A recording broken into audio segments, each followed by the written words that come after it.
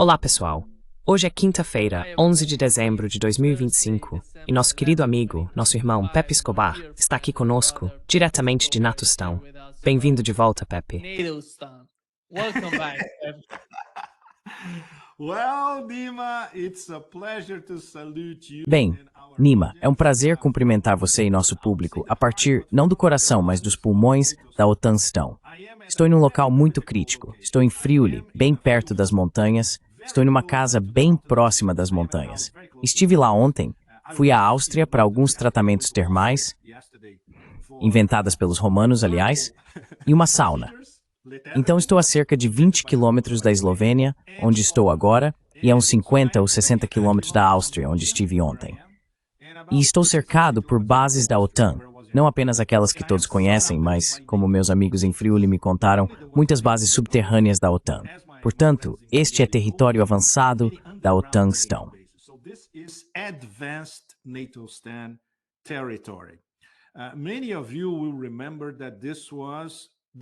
Muitos de vocês devem se lembrar de que essa era a fronteira porque a Eslovênia fazia parte da URSS. Então, teoricamente, estávamos a 20 quilômetros da URSS. Agora estamos a 20 quilômetros da Eslovênia como um país independente, obviamente repleto de bases da OTAN. E Friuli tem participação nisso. E também tem influência sobre nossos vizinhos aqui em Trieste, onde estive há alguns dias por uma das conferências relacionadas ao meu último livro. Gostaria de ter meu livro aqui para mostrar a vocês, mas o deixei lá embaixo. Certo, chegaremos a isso em um minuto, porque faz parte de todo o contexto. Em Trieste, meus interlocutores estavam muito bem preparados, democráticos, pessoas muito importantes, não woke.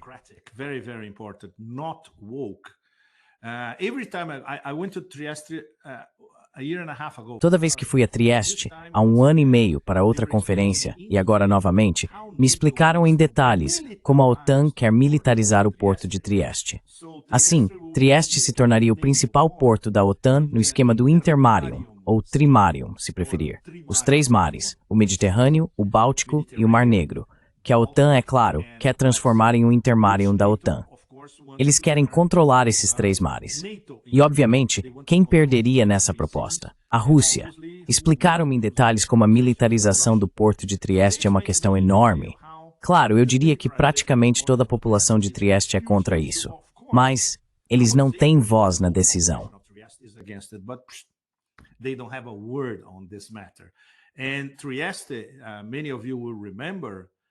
E Trieste, muitos de vocês devem se lembrar, agora os progressistas de lá a chamam de território livre de Trieste, o que é bonito.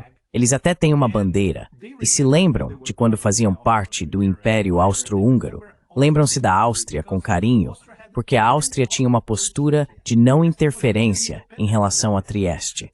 Trieste era realmente um território independente, um território livre, antes de ser anexada à República Italiana. Foi fascinante porque, em nossa conferência, algumas pessoas vieram da Áustria. Nossa conferência foi ótima, porque eu estava falando sobre meu livro, o século multipolar. E meus amigos à mesa em Trieste estavam falando sobre o futuro de Trieste e o futuro da Itália como uma colônia da OTAN, o que é, claro, preocupante.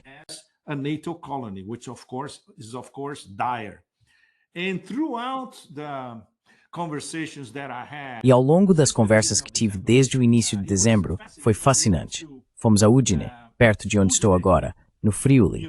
Depois fomos a Trieste e em seguida a Bolonha, que tem sido extremamente progressista desde o fim da Segunda Guerra Mundial, tradicionalmente chamada de Bolonha La Rossa, Bolonha Vermelha. Depois, é claro, fomos a Turim, onde tivemos uma conferência excepcional em Ivrea, a terra da Olivetti. No dia seguinte, tivemos uma visita guiada exclusiva de 8 horas ao complexo da Olivetti. Algo sobre o qual deveríamos um dia fazer um podcast, Nima. Olivetti. Muitos de vocês em nossa audiência vão se lembrar, porque cresceram com uma máquina de escrever Olivetti, como eu.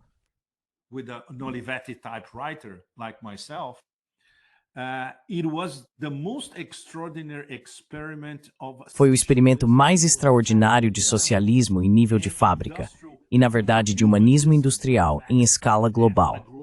Eles foram um império global por um tempo. E então a Olivetti foi destruída. destruída pelos próprios italianos. A Olivetti foi anexada pela TIM, o gigante império de telecomunicações da Itália, sob o comando de Carlo de Benedetti. E eles continuaram encolhendo a Olivetti, porque ela era perigosa demais para as elites italianas e para as elites europeias. Você consegue imaginar um experimento em que o trabalhador é tratado como um ser humano de verdade e o ambiente de trabalho reflete isso? Visitamos edifícios industriais absolutamente excepcionais. São como obras-primas da arquitetura. Você vê um ambiente que é realmente produtivo para se trabalhar. And you see an environment that is productive to work. Guess who copied what Olivetti did? Adivinhe quem copiou o que a Olivetti fez décadas atrás? A Apple copiou o sistema de trabalho deles. Muitas grandes empresas de tecnologia na Califórnia copiaram a mentalidade da Olivetti de integrar o trabalho e tratar o trabalhador como um ser humano. Isso foi imensamente esclarecedor, especialmente agora. O tema recorrente da minha viagem, e o que ouvi dos meus interlocutores italianos, é o quanto eles se sentem tristes, desanimados e deprimidos ao encarar o fato de que a Itália se transformou em uma neocolônia da OTAN e da União Europeia, e que não há muito que possam fazer para mudar isso. Minha resposta a eles, vindo do outro lado, é que nossas discussões são fantásticas em todos os lugares. Porque para explicar a Rússia, o Sudeste Asiático, a Ásia Central e a China aos europeus, é preciso criar uma nova metáfora. You have to come up with a new metaphor. And the new metaphor is the Istanbul Wall. E a nova metáfora é o Muro de Istambul. Quando você cruza o Muro de Istambul, ou está na Eurásia, ou está de volta à União Europeia em colapso, a OTAN em colapso. E eu continuava dizendo a eles, pessoal, vejam, vocês vivem no estado de civilização mais importante da história do Ocidente. Ponto final. Está aqui na Itália. O gênio da Itália é incomparável em qualquer lugar do Ocidente. Então, se houver alguma chance de não salvar, mas pelo menos tentar modificar, o futuro endividamento da Itália, que a União Europeia e a OTAN estão causando, mergulhando a Europa nesse abismo negro, a solução teria que vir de um único lugar. Está aqui na Itália. É uma loucura. It's here in Italy. So it's crazy. It takes a foreigner to tell Italians that they have it all. É preciso que um estrangeiro diga aos italianos que eles têm tudo e não estão usando. Não é culpa deles. É porque o domínio desse sistema otano-uera, kafkiano, pós-orwelliano sobre eles é, sabe, de ferro. Então é preciso uma entidade maior que a vida para romper essas correntes. Antes de falar com você, Nima, eu estava escrevendo uma coluna sobre minhas viagens e criei uma imagem para ilustrar o estado da Itália hoje. É uma pintura de Botticelli, Pallas e o Centauro, que está na Galeria Uffizi. É uma das obras mais extraordinárias de Botticelli, em que se vê Pallas Atena, ou Minerva, a deusa do conhecimento, muito importante, agarrando o centauro, a besta, pelos cabelos, digamos assim. E essa é uma metáfora neoplatônica muito importante. A very important Neoplatonic metaphor. She's not only convincing the beast that she has. Ela não está apenas convencendo a besta de que tem conhecimento, de que possui o poder da retórica, de que tem dons de persuasão, mas está mostrando à besta: veja, se eu quiser, posso, sabe, te cortar em 2 ou 3 com minha lança. E na pintura de Botticelli, há a deusa, ao centauro, e ao lado da deusa há uma lança. Ela pode pegá-la a qualquer momento e, destruir o monstro. É um tema de A Bela e a Fera. Mas hoje em dia é possível ler o que Botticelli fez no final dos anos 1400 como uma metáfora da civilização italiana, derrotando essa construção artificial que é a União Europeia e a OTAN. E espero que meus leitores compreendam as implicações dessa imagem e dessa metáfora. Implications of this image and of this metaphor. And Italians have to believe that they have it in their... E os italianos precisam acreditar que têm dentro de si a capacidade de mudar isso. Isso significa organização de base. Isso significa enfrentar a máquina de Bruxelas. Por exemplo, Nima. Muito impressionante. Cheguei a Florença, onde morei como estudante há milhões de anos, e uma das primeiras coisas que vi, em um palácio espetacular do século XV, foi uma enorme faixa dizendo: esta comunidade repudia a guerra, com as cores da bandeira italiana. E todos entendem isso. Não fazemos parte das guerras de Bruxelas, guerras eternas contra a Rússia, e também não fazemos parte das guerras da OTAN. E isso se vê na capital do Renascimento, em um dos lugares mais cultos e artísticos do planeta, de todos os tempos. And artistic places on the planet ever, So they can do it, but it's very difficult. Então eles podem fazer isso, mas é muito difícil.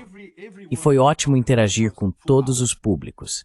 Cada uma de nossas conferências estava lotada, e as perguntas foram muito, muito boas. Enquanto eu tentava conversar com eles, tentando explicar a Rússia e a China, eles sempre, em suas perguntas, misturavam isso, algo que nunca leem na mídia tradicional italiana, com suas próprias informações sobre como a Itália foi destruída por essa combinação, a União Europeia e a OTAN.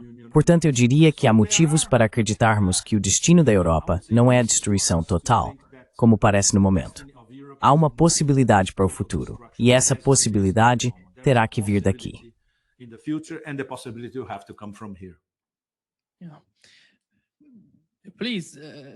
Por favor, clique no botão de curtir para nos ajudar a alcançar mais pessoas. E Pepe, deixe-me mencionar o que Donald Trump disse sobre sua última conversa com os líderes europeus. Aqui está o que ele disse, Pepe.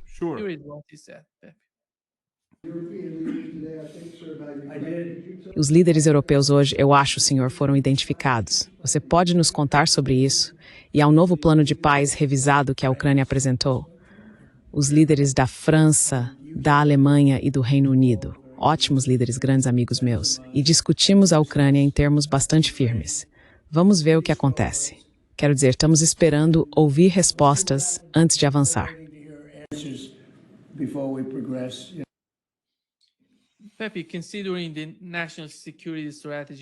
Pepe, considerando a estratégia de segurança nacional dos Estados Unidos, em que a Ucrânia deixou de ser uma prioridade para o país, como você vê esse tipo de confronto entre os Estados Unidos e os europeus na Ucrânia?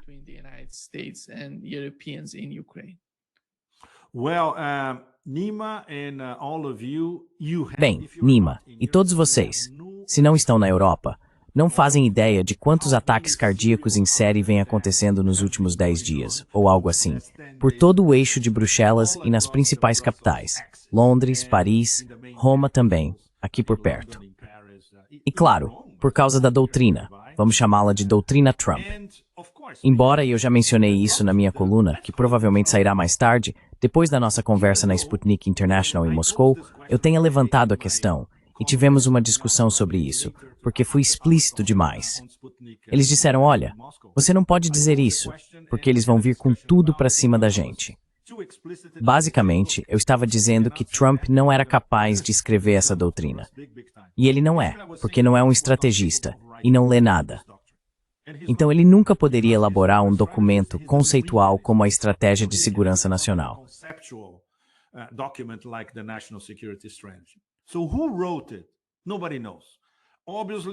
Então quem escreveu isso? Ninguém sabe.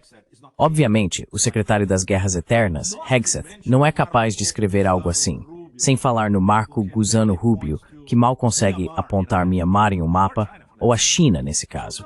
Então alguém escreveu e não sabemos quem foi, o que já é um grande, grande problema. Segundo ponto, ainda mais interessante, a completa degradação da Europa. A Europa foi rebaixada a ponto de nem sequer estar na mesa dos mendigos ao lado da grande mesa dos figurões.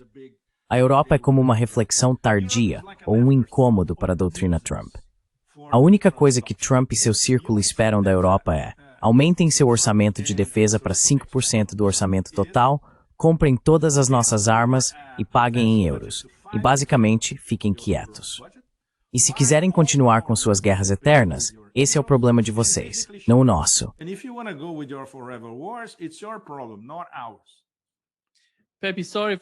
Pepe, desculpe interromper você. Aqui está o seu artigo, se não me engano. Fantástico. Já foi publicado na Sputnik.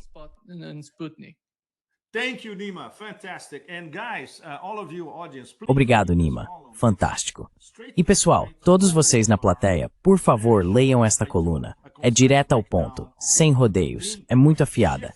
Eu faço uma análise concisa dos principais pontos. Uma mudança de estratégia, teoricamente. Não sabemos se eles vão conseguir fazer isso. É o que dizem que vão fazer. E não se esqueçam, o Império do Caos é especialista em construir narrativas e mudá-las. Então, Não sabemos se essa nova narrativa, disfarçada de doutrina de segurança nacional, será realmente seguida. Se for, então esperem mudanças grandes, muito grandes.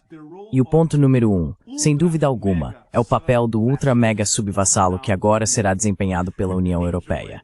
E claro, por todos os parceiros europeus da OTAN, que serão valorizados apenas por sua contribuição monetária à aliança.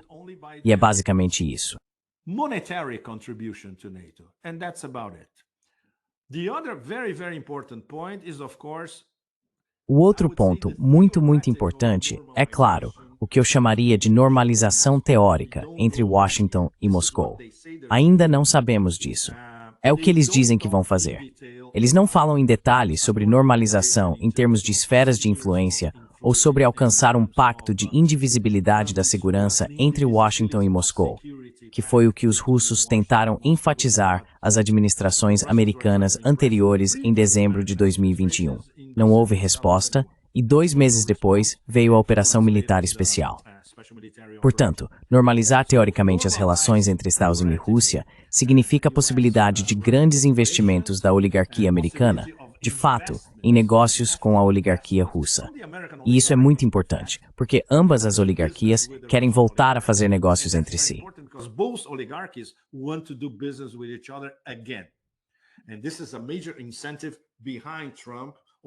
E esse é um grande incentivo por trás de Trump, ou de quem quer que tenha escrito a doutrina estratégica.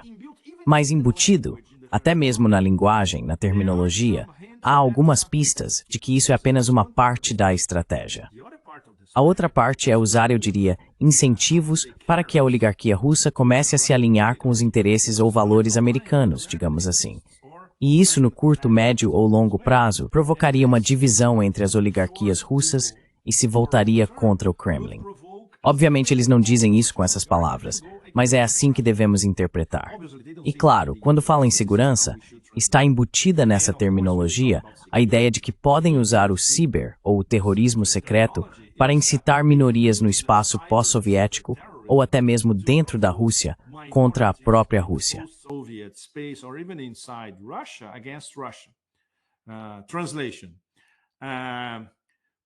Tradução: pregadores online pregando para tadiques, já expatriados na Rússia ou planejando ir para lá.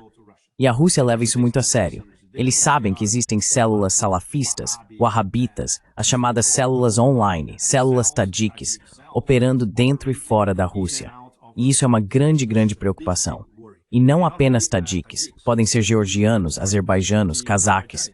Portanto, os russos precisam ser muito cuidadosos, porque as tentativas de desestabilizar a Rússia, mesmo em termos de guerra híbrida, continuarão, mesmo com essa chamada normalização. E o terceiro ponto é a América Latina, NIMA, que é uau, a situação está crítica porque os americanos chamam de hemisfério ocidental, traduzindo em termos do mundo real, América Latina. Eles querem seu quintal de volta. A questão toda não é apenas a Venezuela. É a Venezuela, é a Colômbia.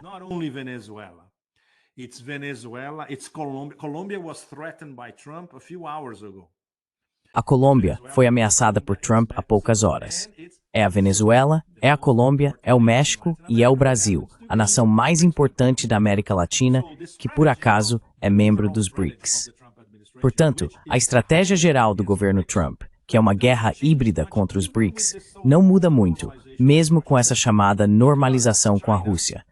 Porque a China, tudo que está na nova, estratégica, eu estava com o italiano na cabeça, Nima. Tudo que está na estratégia de segurança nacional aponta para a China, aponta para o cerco à China. E o mais importante, provavelmente o ponto mais importante de toda a estratégia.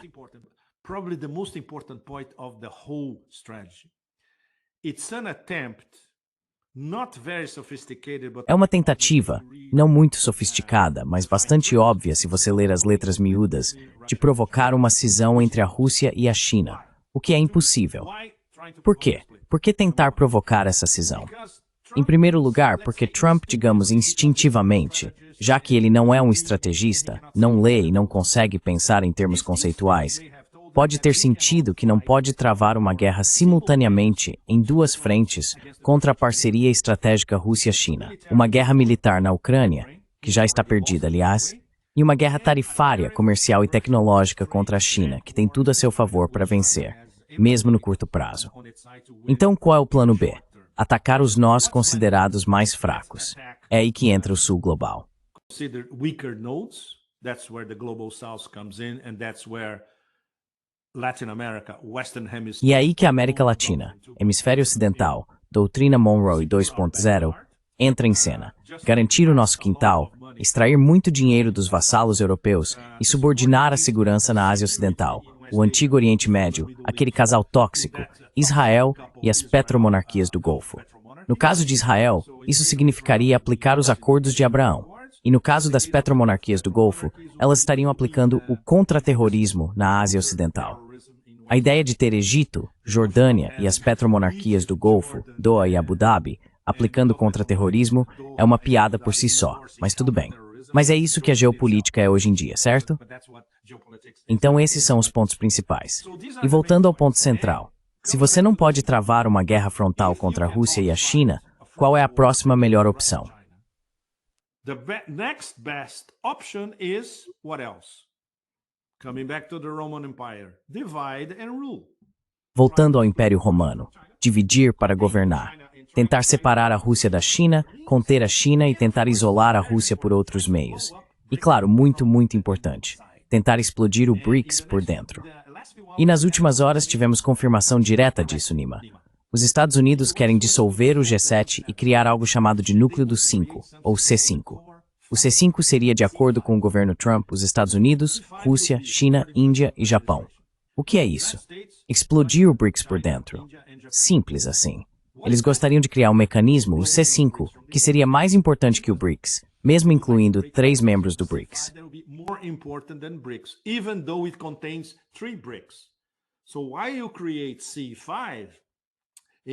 Então, enquanto você cria o C5 e tem os Estados Unidos e o Japão lado a lado contendo a China, tenta isolar a Rússia da China e tenta, é claro, provocar divisões entre a Rússia e a Índia e entre a Índia e a China. Como todos podem ver, não é uma estratégia muito inteligente, mas é tudo que os americanos têm no momento. O governo Trump tem no momento. E está bastante claro o que eles planejam fazer. É uma sequência de táticas de dividir para governar. Mais uma vez, a guerra híbrida contra os BRICS continua, mas agora em outro nível. Certo, vamos dividi-los por dentro e tentar fazer com que um entre em conflito com o outro. Muito perigoso, para dizer o mínimo.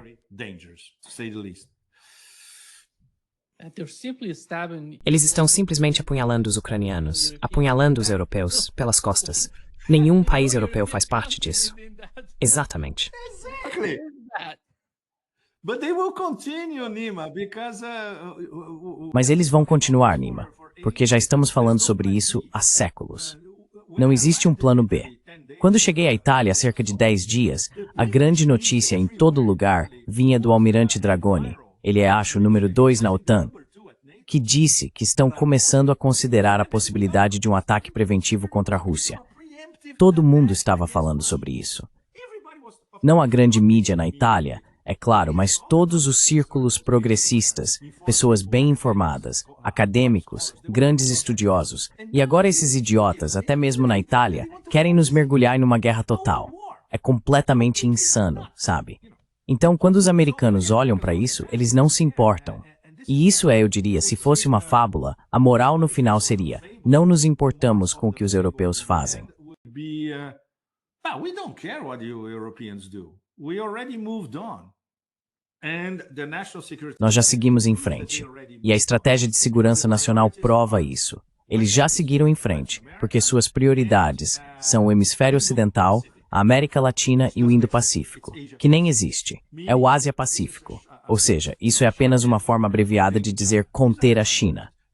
Essas são as prioridades. E, claro, normalizar as relações com a Rússia, mas só até certo ponto. É isso. Europa. O que é a Europa? Eles não se importam. Voltando ao início da nossa conversa. Se a Europa quiser mudar seu destino, terá que ser por meio de um movimento de base, provavelmente vindo da Itália, porque a Itália tem toda a história política, cultural, geoeconômica e geopolítica acumulada ao longo de 2000 anos para conseguir isso. É o lugar mais civilizado do Ocidente, sem concorrência. It is the most civilized place in the West. No competition. And it's very interesting how informed people E é muito interessante como as pessoas bem informadas na Itália apreciam os méritos da Rússia. Elas não praticam a russofobia porque sabem que isso é inútil. Os estudiosos, por exemplo, todo grande acadêmico na Itália estudou a Rússia.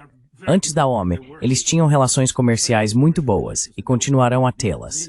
Muitas empresas italianas não abandonaram o mercado russo. Essa é a diferença entre a Itália e outras potências europeias. E aqui vai uma observação fundamental para entender a Europa. Os italianos bem informados vão te explicar em detalhes como, para a França e a Inglaterra, simplesmente não é possível admitir ou conviver com uma Itália muito forte. É assim desde o fim da Segunda Guerra Mundial. Isso não mudou e nunca vai mudar. Sob Bruxelas é ainda pior.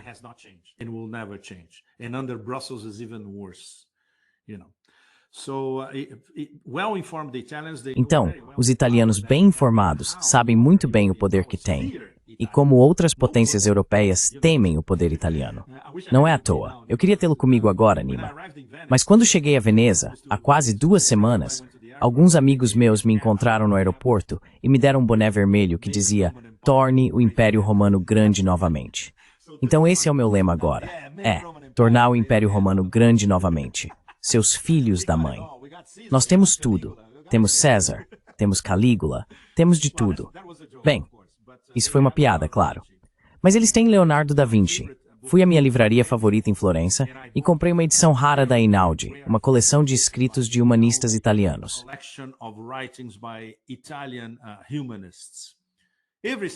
Petrarca, Marsilio Ficino. Tudo, você sabe, Petrarca, Marsilio Ficino, até Leonardo da Vinci e Maquiavel. Quando você vê tudo isso reunido em um único livro, um volume grosso assim, eu disse, uau, esses caras fizeram de tudo. Eles pensaram em tudo, estavam à frente de todos. Obviamente, eles não podem ser reduzidos à condição de uma colônia submissa da OTAN, entende? Então você se revolta quando vê isso. Quando vê aquele passado glorioso, aquele pensamento e conhecimento especialmente, sabe? É impossível fazer uma turnê como esta, por exemplo, na Alemanha, na Grã-Bretanha ou mesmo na França, Nima. Impossível. Impossível. Não há liberdade de expressão suficiente para permitir algo assim. Então é uma honra estar aqui e é uma honra aprender com eles. It's an honor to be here and it's an honor to learn from them. And it's an honor to learn from, E é uma honra aprender com o grande estado-civilização de todo o Ocidente. Obviamente, o governo Trump olha para a Europa e não enxerga esses detalhes. Eles veem apenas esse bloco amorfo centrado em Bruxelas. A estupidez deles, considerando até os níveis insanos da estupidez americana, especialmente na grande mídia e no Congresso, faz com que Bruxelas supere todos eles de longe. E eles continuam dizendo a mesma coisa, Nima, mesmo depois da estratégia de segurança nacional. Estão reclamando que Trump os abandonou, que agora a América é uma autocracia, que ele é um imperador sanguinário e que nossos valores democráticos estão se transformando em escombros. E ainda assim não entendem o porquê. Eles mesmos provocaram isso.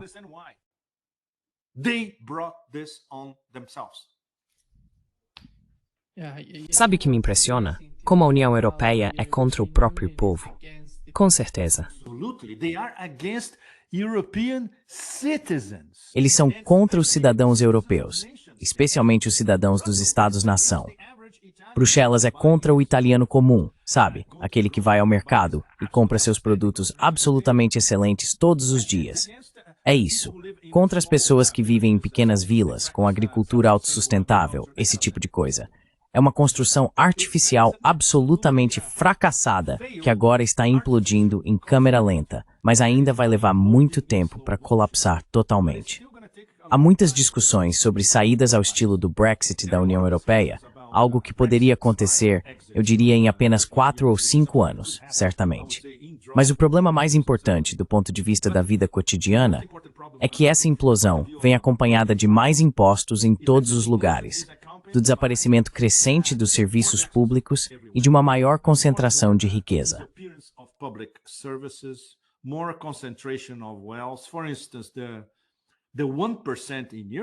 Por exemplo, o 1% na Europa. Eles vivem com uma riqueza inimaginável em comparação com todo o sul global, na verdade. Quando você dirige, é impressionante. Cruzamos Chianti e Valdorcia, a caminho de Montalcino, que é o santo grau do vinho, claro. Eu vou lá toda vez que venho à Itália. E meus amigos me diziam, você está vendo todas essas vilas espetaculares de 5 ou 6 milhões de euros? Elas não pertencem mais a italianos, são de anglo-americanos, especialmente britânicos e americanos, pessoas que trabalham em mercados financeiros, fundos de investimento, fundos de hedge. Foi fascinante. Estávamos almoçando maravilhosamente em Montalcino, bebendo o melhor Brunello, e eu prestava atenção na conversa da mesa ao lado. Adivinha o que estava acontecendo?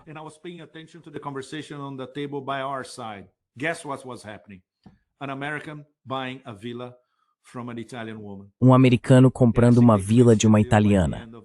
Acho que eles fecharam o negócio ao final da refeição. Ela estava desesperada para vender porque estava falida. A única coisa que restava para ela e sua família era a vila. E então, sabe, você vê esse americano, ele parecia desleixado, nem parecia um banqueiro de investimentos de Nova York. Parecia desleixado, mas tinha dinheiro. Então ele pôde comprar uma vila cujo significado jamais entenderia. Provavelmente uma vila do século II ou XIV, com sua própria vinícola e tudo mais, mas ele tinha o dinheiro para comprá-la. Horrível. Horrível. Horrível. Bem, isso é paralelo. Tudo está interligado, porque a União Europeia também é uma enorme máquina de lavagem.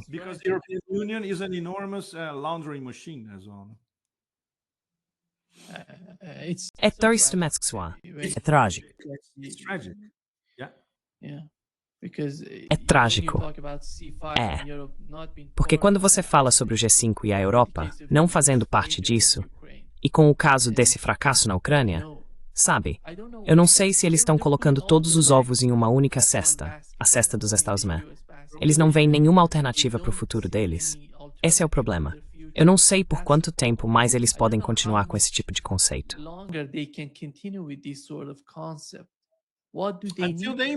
Até exemplarem-me, em continuar tempo como leveraged, e será uma implosão paralela do UE e da OTAN.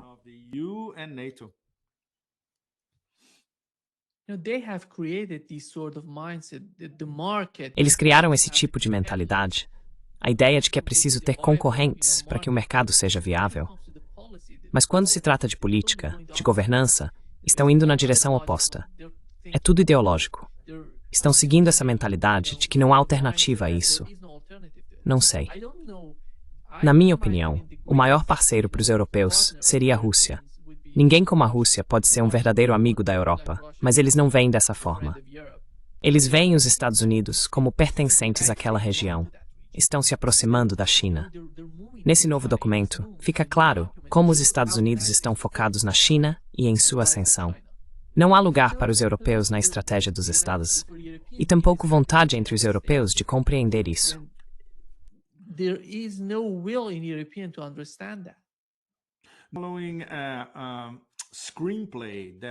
Seguindo um roteiro elaborado por aquilo que chamamos, é um termo muito imperfeito, as elites globalistas. Sem dúvida. Esses globalistas atlantistas, no sentido de um só mundo, um só governo, uma só máquina de repressão, não se importam com as identidades individuais na Europa. Eles só se importam com a máquina que vai implementar esse governo mundial em todo o Ocidente. Na verdade, em todo o Ocidente. É por isso que nunca houve um plano B. E se formos mais fundo, em um nível filosófico, metafísico, ontológico e estratégico, a Rússia é a única barreira séria contra a expansão dessa farsa globalista. A Rússia é uma sociedade coesa, conservadora em seus valores, valoriza a família tradicional, não é woke e nunca será.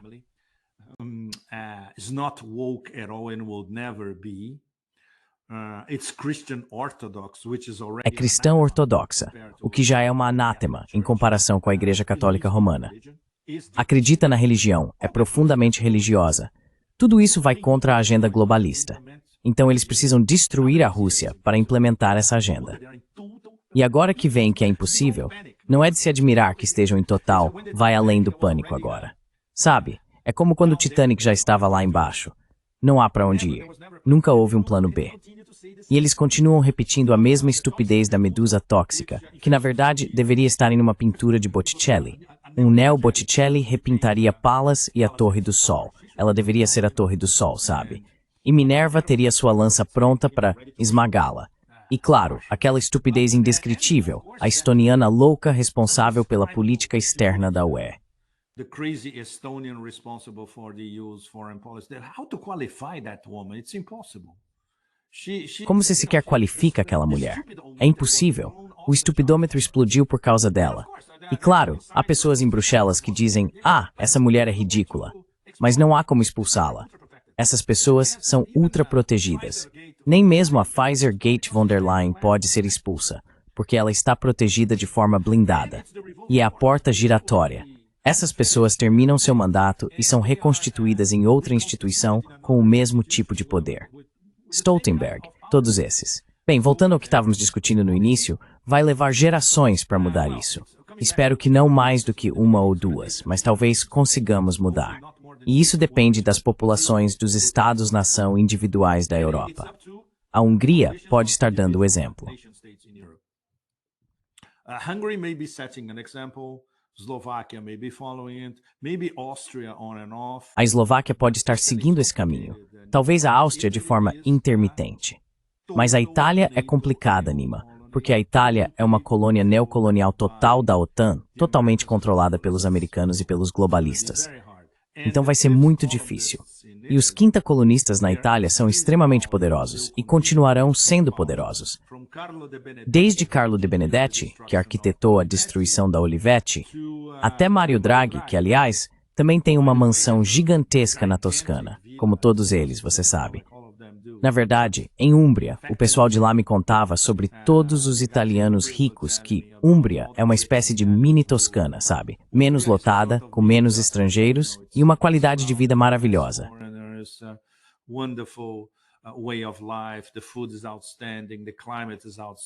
A comida é excelente, o clima é excelente. Então é o refúgio perfeito para essas pessoas.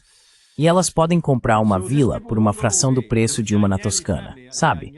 Então essas pessoas não vão embora. A família Agnelli O'Khan, que é dona, entre outros, do La Stampa e do The Economist. Eles têm grandes participações no The Economist. Então, quando você lê o The Economist, não está lendo exatamente a City de Londres. Está lendo um bando de gangsters do norte da Itália, centralizados na figura de Agnelli, que era um gangster e, no fim, muito, muito sortudo.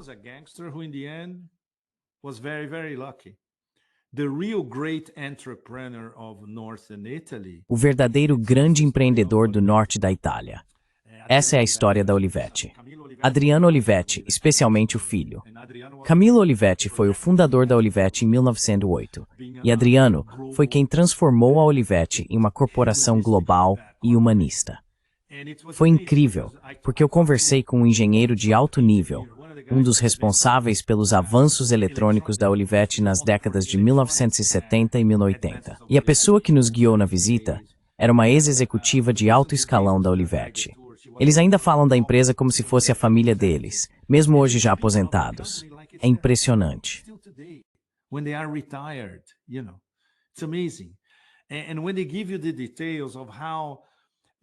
E quando eles te contam os detalhes de como os arquitetos projetaram os edifícios industriais, como construíram o refeitório, onde você entra e há obras-primas da arte moderna por toda parte, como projetaram um hospital e um departamento de serviços de saúde, como construíram creches. Consegue imaginar? Eles construíram uma creche no meio de um parque gigantesco com pavilhões japoneses, para que os filhos dos trabalhadores pudessem frequentar uma creche organicamente integrada à paisagem. Que tipo de empresa hoje em dia faz isso em grande escala? Essa é a definição de humanismo industrial, que desapareceu completamente. E claro, foi pioneira aqui na Itália.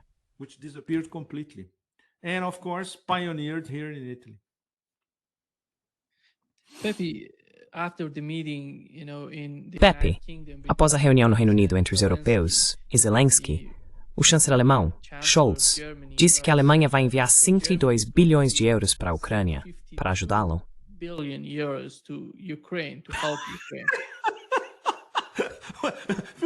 52 bilhões que eles não têm, certo, Nima? Sabe, olhando para a economia alemã hoje, e eu sou engenheiro, Pepe, eu olho para os números. Vejo o que está acontecendo com a economia alemã e como a energia russa era importante e crucial para ela. Eu diria que o melhor amigo do povo alemão neste planeta é a Rússia, porque eles sustentaram o tipo de economia que os alemães desfrutaram por tanto tempo. E agora eles estão dobrando a aposta na Ucrânia. Como você vê essa mudança de poder? Parece-me que a parte oriental da Europa, considerando a Eslováquia e a Hungria, entende melhor o que está acontecendo com toda a situação na Europa e o conflito com a Rússia. Você acha que o poder na Europa está de alguma forma se deslocando do oeste para o leste? Ou que algo diferente está acontecendo na Europa? Não tenho certeza disso. Qual é a sua compreensão sobre isso?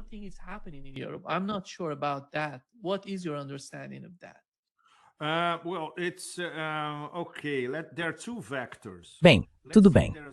Existem dois vetores. Digamos que há um vetor seguindo o estilo do Brexit. Esse seria o caso da Hungria, Eslováquia e alguns outros. Mas também há um vetor tentando transferir poder dentro da UE, especialmente em direção ao núcleo centrado na Polônia. É uma história muito complicada porque eles têm um complexo de inferioridade, um tremendo complexo de inferioridade, e ao mesmo tempo, arrogância. Eles ainda acreditam que estão em seu próprio império do século XVII. E então há os chihuahuas bálticos.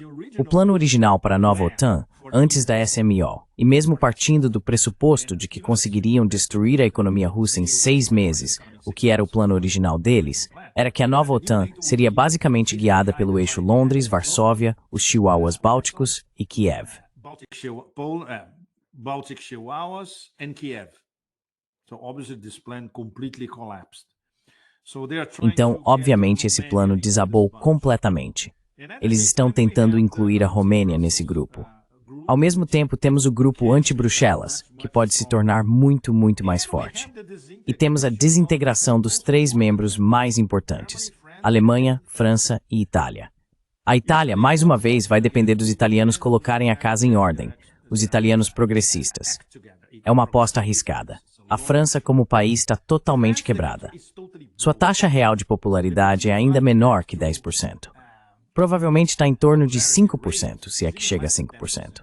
Todo mundo odeia o cara, mas não conseguem se livrar dele, porque um processo de impeachment na França é totalmente impossível. O sistema o impede.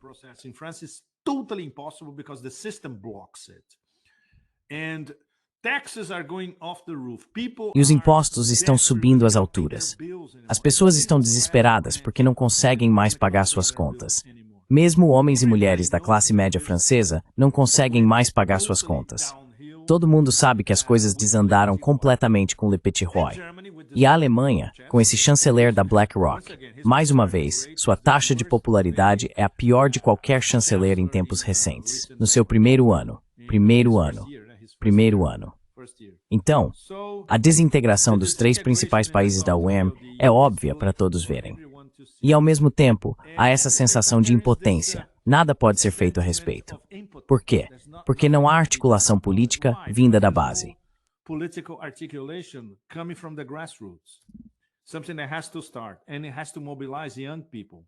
Algo precisa começar, e isso tem que mobilizar os jovens.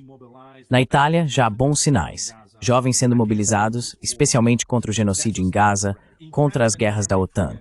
Isso já é um começo. Na França e na Alemanha, esqueça. Os alemães são passivos demais para iniciar qualquer coisa minimamente revolucionária. Esse é o problema. Isso aponta para um processo lento, doloroso e tóxico de desintegração, tanto das instituições, a UE e a OTAN em paralelo, envolvendo muitos principais atores nisso. Mas o principal está na lá desacreditar coisas borradas.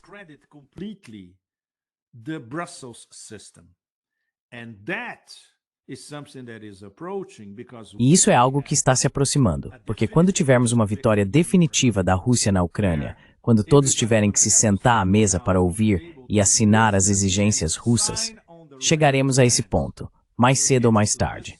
Então a derrota do Ocidente coletivo será flagrante, total, evidente, cristalina, de qualquer forma que se queira dizer. E isso marcará o começo do fim, essa dissolução e fragmentação, o colapso tanto da UE quanto da OTAN. Portanto, o ponto-chave, se tivéssemos que definir uma linha do tempo e uma data crucial, Nima, seria o dia em que a Rússia disser ao Ocidente coletivo: é isso, vencemos a guerra, E estas são as nossas condições. Não há outro caminho. Não há outro caminho. There's no other way. There's no other way. Obrigado, Pepe. Muito obrigado. Um grande prazer, como sempre. Enorme. Muito obrigado. Obrigado all of you. Muito obrigado. Obrigado a todos vocês. Grazie a tutti. Grazie. Aqui em Natostão, na fronteira, ok, perto da Eslovênia, perto da Áustria. E meu próximo passo é voltar ao Império Romano. Vou para Roma amanhã. Império Romano outra vez. Ainda estou em Natostão e vou escrever mais sobre Natostão. Já publiquei uma coluna, e provavelmente outra amanhã, sobre a vida em Natostão e como a Itália tem tudo o que é preciso para virar pelo menos algumas coisas de cabeça para baixo no Ocidente. Obrigado a todos. Saúde. Upside down in the West. Thanks, everybody. Cheers. Cheers. Saudações.